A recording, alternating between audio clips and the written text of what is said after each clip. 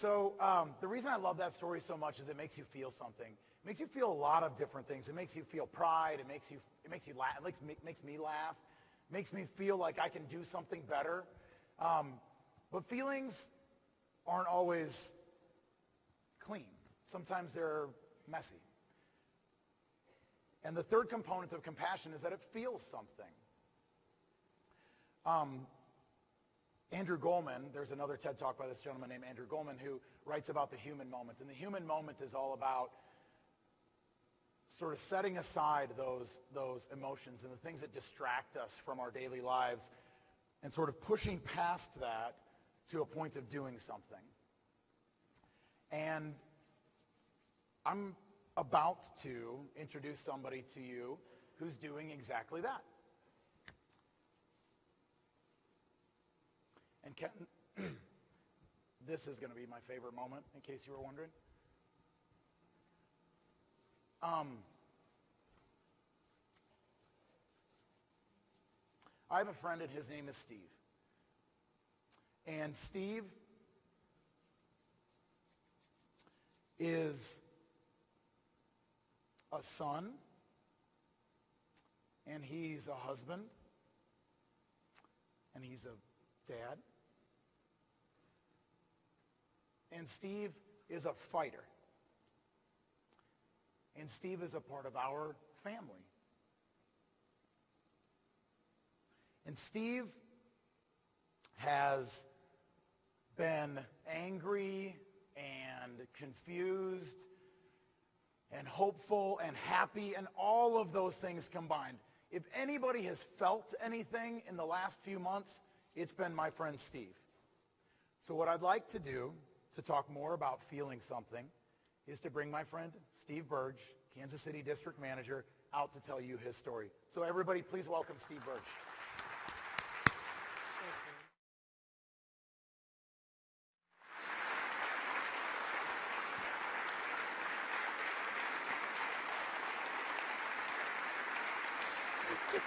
Stop it.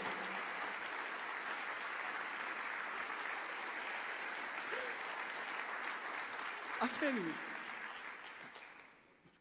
So, hey, the first thing I'd like to do today is thank Corey and Mattress Firm for giving me the opportunity to come up here and share with you guys today. So it's really fitting, too, because all week we've been talking about sharing our story. So this is my opportunity to share mine. And my story starts on Labor Day weekend. And I'm sure, as many of you were doing, I was doing the same thing. I was visiting stores. I was making sure things were buttoned down. I was getting ready to make sure that we were going to sell more beds than we'd ever sold before. And then I got really sick.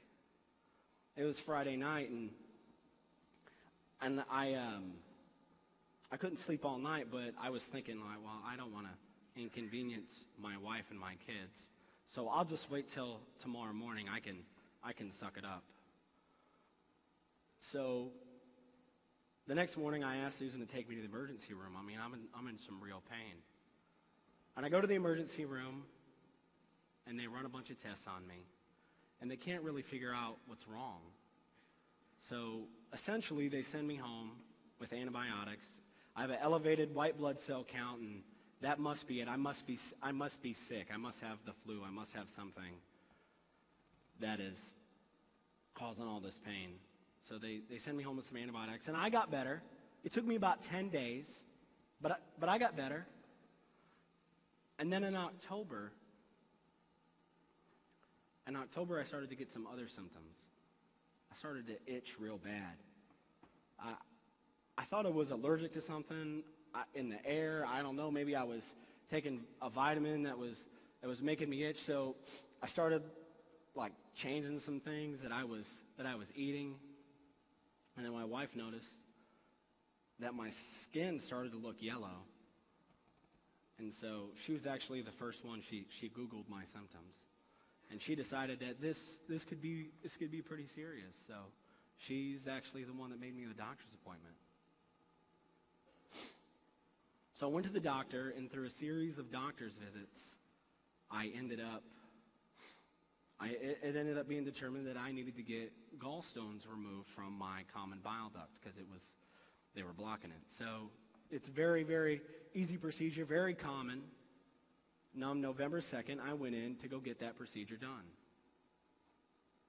So I woke up from that surgery, and the doctor said everything went fine. And on November 3rd, I woke up, and I was, essentially waiting for the doctor to come in and discharge me and send me home. And my wife came early to make sure that she was there with me, when the doctor came. Which I thought was a little strange because this was all routine. Everything that had happened, it wasn't a big deal. And I had my car outside. I could drive myself home. But my wife wanted to be there when the doctor came in. So the doctor came in around 8 a.m. He said, Steve, everything with the procedure went fine. Except it wasn't gallstones that were blocking your bile duct. It was a tumor. And I can tell you, in that moment, you don't really know what to say, and you don't really know how to react. And then I was handed a piece of paper, almost immediately that ran, through the type of tumor this was. And in there was a survival rate, and it said that 40 to 67% of people with this type of tumor live 5 years or less.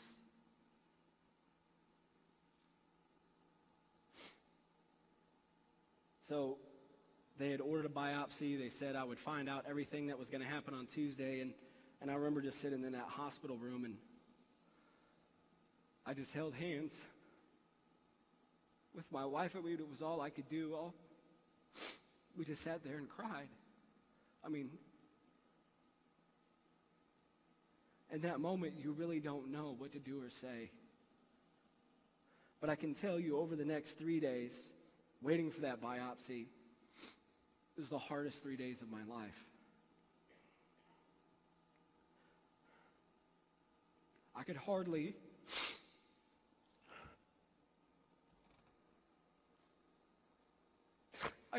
look at my kids in the face because I somehow felt guilty for being sick.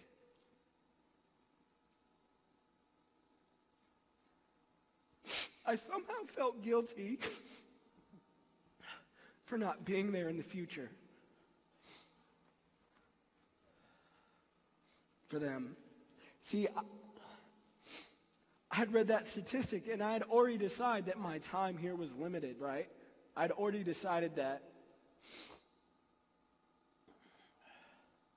And then my parents came, which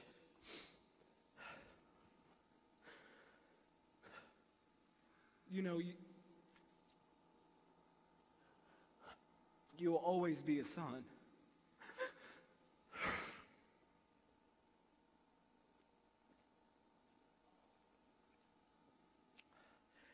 And you'll always need your daddy, right? And you'll always need your mama to help get you through. So on that Monday, before my doctor's appointment, because my doctor's appointment was going to be on Tuesday, we were going to find out exactly what was going on. I talked to my wife and I talked to my parents, and I said, look, we spent enough time being sad.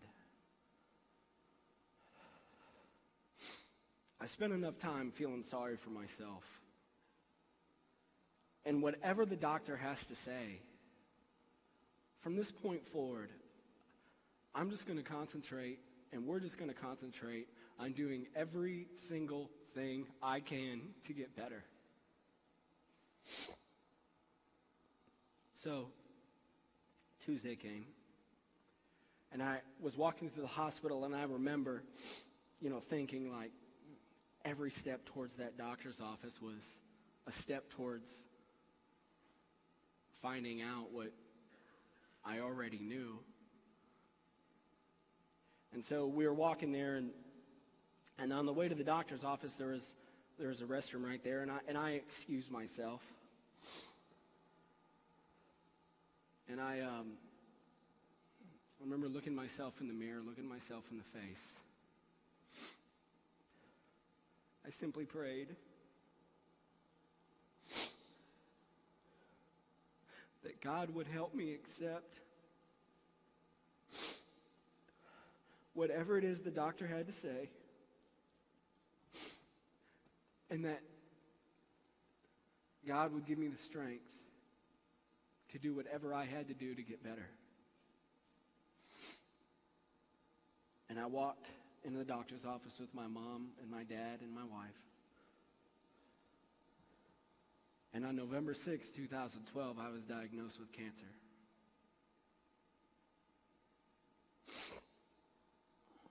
Now, the specific type of cancer that I have is technically, it's called adenocarcinoma of the ampulla of Vater. Now, I'm sure that doesn't mean anything to you. It didn't really mean anything to me until we talked about where that was. And the ampulla of Vater is the opening of your bile duct. The opening of your bile duct is less than a half an inch away from your pancreas. In fact, my cancer is treated exactly the same way as pancreatic cancer is. So when I found that out, I didn't need the doctor to tell me that this was bad. I mean, if you work for Mattress Firm and you listen to anything we have to say about pancreatic cancer, I mean, you understand that this is not good, right?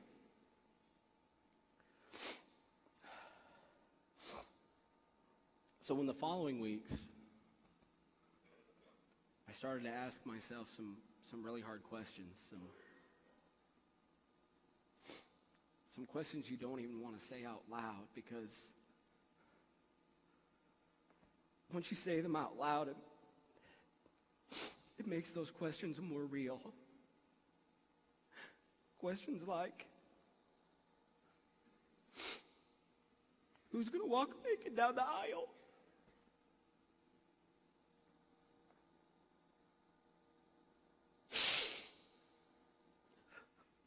Who's going to teach Stephen to be a man? Who's going to take care of Susan?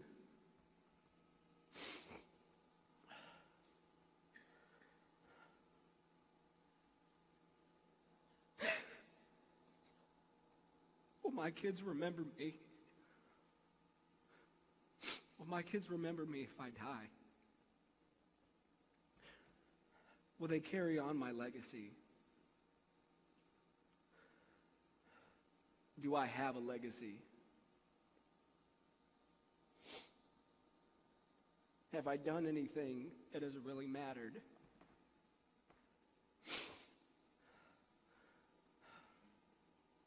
Do I really matter to anyone?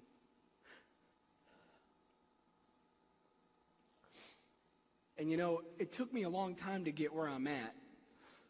It took me a long time to get where I'm at. But where I'm at now is that I can tell you that there are a lot worse things that can happen. And that I've been afforded something that not a lot of people are afforded. I've been afforded time. I've been afforded the time to change the answers to the questions that I don't like. I've been afforded time to say everything that I need to say, to do everything that I need to do. So, where I stand now is I'm 5 weeks removed from chemo and radiation. I have a major surgery coming up on the 14th of February. So if anybody in here has read the last lecture that we sell in our stores, you guys will know the type of surgery that I have to have. It's called the Whipple surgery. It's a 6-hour surgery. It's not routine. It's not foolproof either. But it gives me a good opportunity.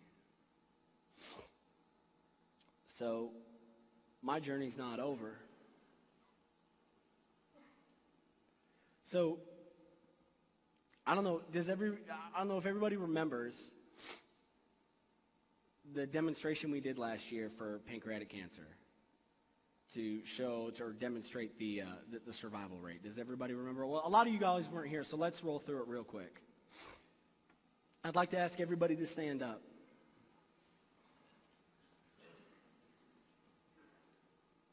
Now, everybody except for the last 3 rows, sit down.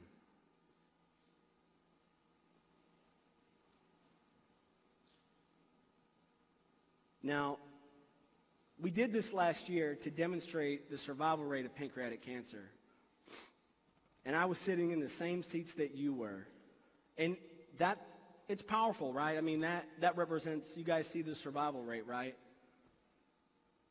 But what I see is what I experienced when I went into the hospital and when I tried to get help.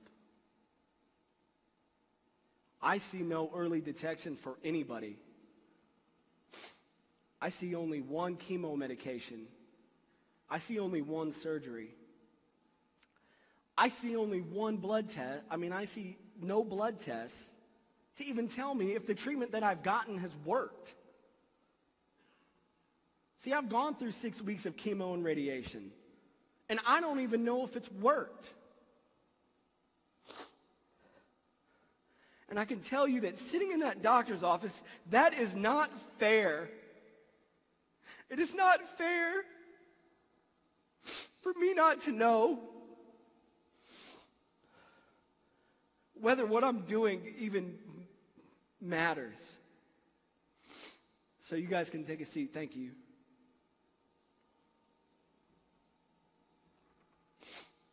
So I'd like to ask you to do one more thing.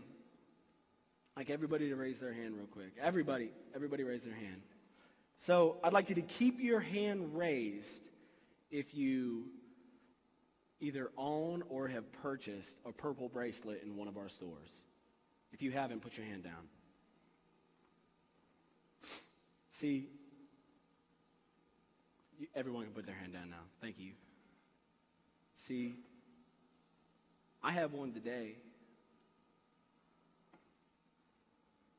but I didn't have one until I got sick.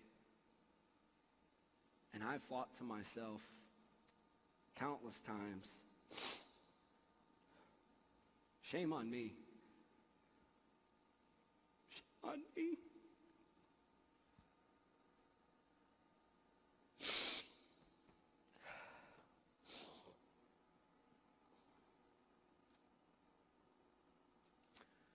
And so,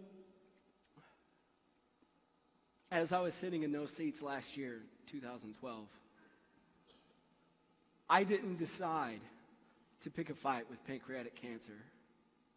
But in 2012,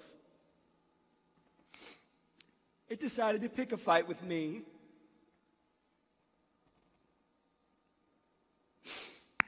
And something my father always taught me is to finish my fights.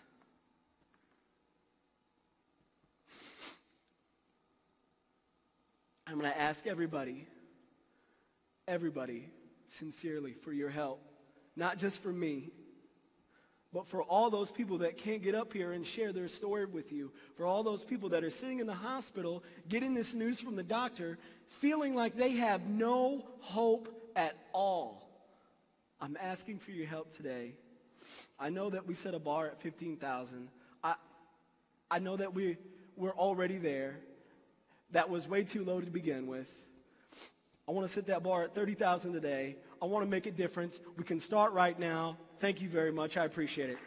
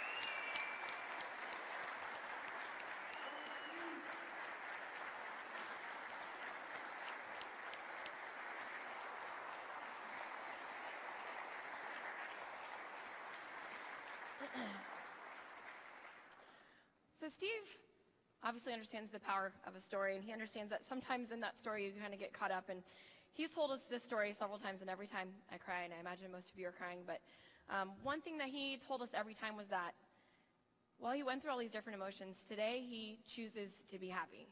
When he saw Sean Aitcore speak, he decided that he was going to make a choice. And the choice is happiness. And these aren't tears because I'm sad. They're tears because I'm happy.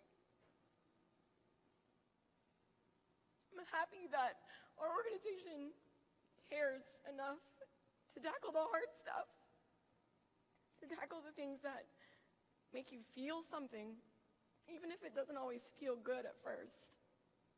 And Steve understands the power of the story, like I said earlier, and he's going to tell his story. So if you're not on Chatter, if you're not following Steve, get on it. Even if that's the only reason you use it, is so that you can follow his journey and see how he's going to prevail, how he's going to beat this. He's committed to update his story as often as possible, even throughout his surgery. I know his wife, Susan, is going to help him keep it updated. So if that's all you do, if that's the one thing that you do that. Follow his story. So we've talked about compassion. Costs something, does something, feels something. And I hope that all of you are feeling enough of something to do something, no matter what the cost is, because we've talked about it costs something: time, money, emotional discomfort, and stress. But when you get past the cost and you do something, whether it's reaching our goal of $30,000 or making a small donation, telling a guest, every guest that walks into your store about the Mattress Firm Foundation, helping your associates feel this culture, this love that we have here. One small act of doing something can then make you feel something, whether it's pride in your company, make you feel like you know the answer to the question Steve asked, do I matter at all? Am I making a difference? And when you feel something, then it starts a chain reaction that allows you to start cultivating compassion in our organization, in your life.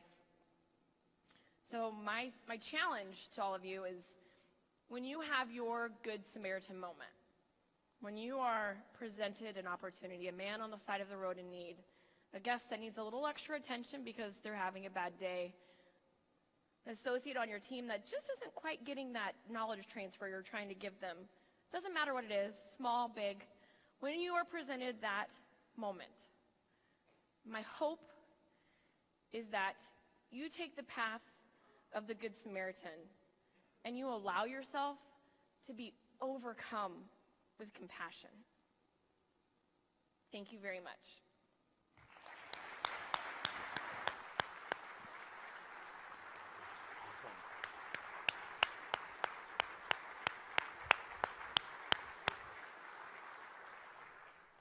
Megan, Stevie, Dad did good. Dad did good. We are going to have an awesome day today. We're going to go spend the day with our friends, our new friends from Give Kids the World. And I am incredibly excited to be able to take us all there. But a few details before we do that. One, we should all have a bracelet. If you don't have a bracelet, we got people posted by the door there that can hand out bracelets. Your bracelet is sort of tied to what we're going to go do at Give Kids the World. So when we get on the shuttles, if you got a yellow bracelet, go to the yellow shuttle. If you got a purple bracelet, go to the purple shuttle. We'll have people out there to explain it if it doesn't make sense. But we're going to head towards the shuttles in just a minute. But before we do that, Steve challenged us to raise another $15,000. We've raised $15,000 in the last 4 days for Mattress Firm Foundation.